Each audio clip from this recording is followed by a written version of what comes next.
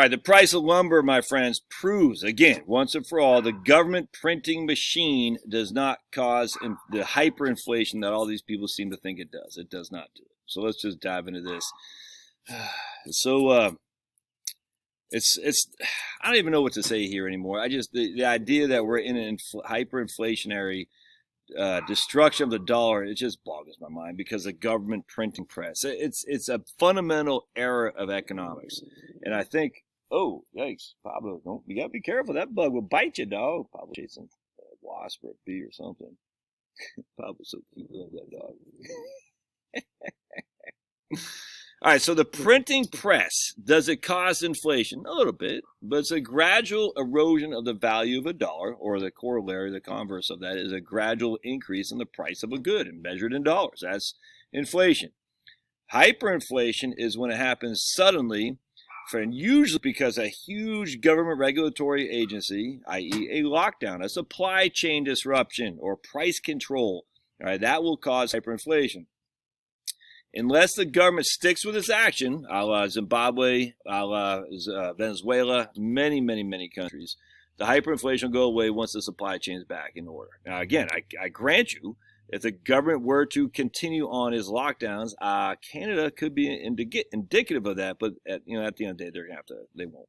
But if they were to continue on with their insanity of their economic policy, i.e., getting rid of white farmers into South Africa and Zimbabwe, and saying we're going to staff these farms with people who are just ANC lackeys and Mugabe supporters who don't know the first thing about to farm. They don't know anything about it. You know what I'm saying? They don't know anything. So that is a supply chain disruption. That's hyperinflationary. There's no food because the people supplying the food have been banished, if not outright murdered, being white farmers. Or you got the oil producers in Venezuela. Chavez puts freaking his own lackeys in there. The Bolivar movement, what do you call Simon Bolivar, the Bolivarista, but Chavista, who don't know the first thing about how to do oil. They don't. They expropriate the freaking Chevron and Exxon's property. What's the other one out there? BP. And they don't know how the first thing to freaking manage an oil. So now we got a huge supply chain disruption, and that is inflationary and hyperinflationary. Absolutely, because they don't know what they're doing. But that isn't because of the government printing press. And where the Milton Friedmanites and all these people who I think, not Milton Friedman, the followers of the monetarist policy that inflation everywhere and all the time is a monetary issue. You can say yes if you're looking at the long-term declining value of the dollar bill. And again, a dollar bill that could buy $1 worth of goods in 1920, we'll say, buys 8 cents worth of goods today. So the value of the dollar has declined steadily. The value has gone down. Deliberately, I might add. Deliberately. That is, yes, inflationary. And that is destruction of the value of the dollar. That's just not that big of a deal, man. It's just, I'm sorry, that's no big deal. What we're seeing today isn't inflationary because too many dollars chasing too few goods. And some way you can say it is, and ultimately it is. I mean, the too few goods is a key, though, not the too many dollars. And that's where people screw this up. They're screwing up the equation. Too many dollars leads to inflation. No, too few goods leads to inflation. The freaking supply chain, the scarcity of the goods. You got to understand this. It's not too many dollars chasing too few goods. I mean, that is it ultimately, but it's the supply. Supply creates demand. Supply creates demand. You limit supply, and inherently, even if demand doesn't go up, you're going to have inflation and hyperinflation in some regard. All right, so let's take a look at the lumber prices to prove this once and for all. Here we go back to NASDAQ futures contracts on lumber. I think we're going back to 2011, 260. All right, was government printing machine going crazy? Yes, it was going crazy. Do you not remember Helicopter Ben?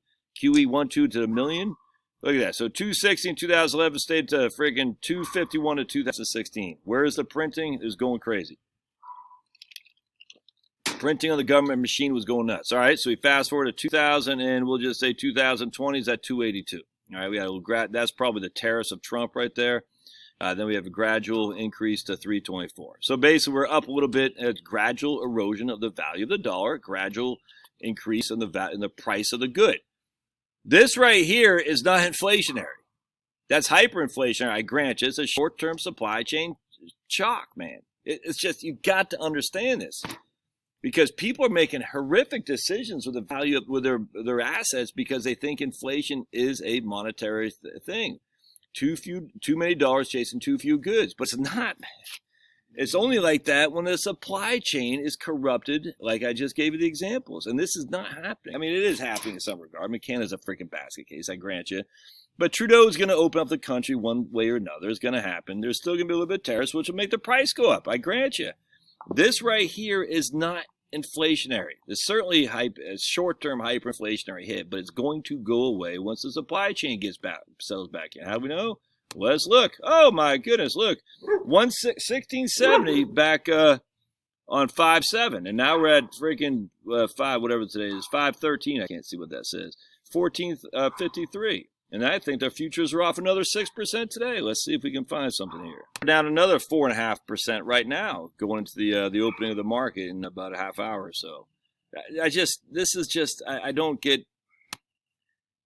Just look, please, look, for the love of me, man. Look at what this looks like, this chart, and recognize this is not hyperinflationary of a supply of a printing machine. It's not.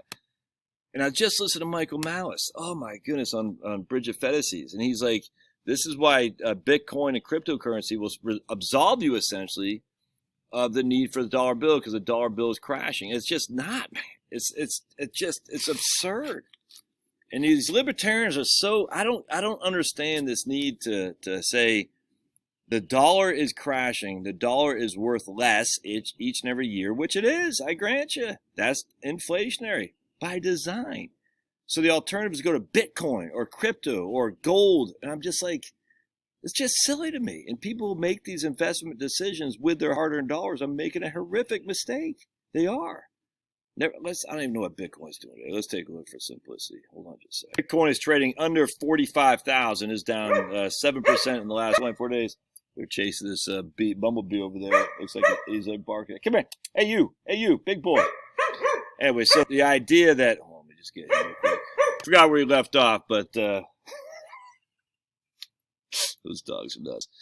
Hope this helps. Love to hear your comments. Thanks now.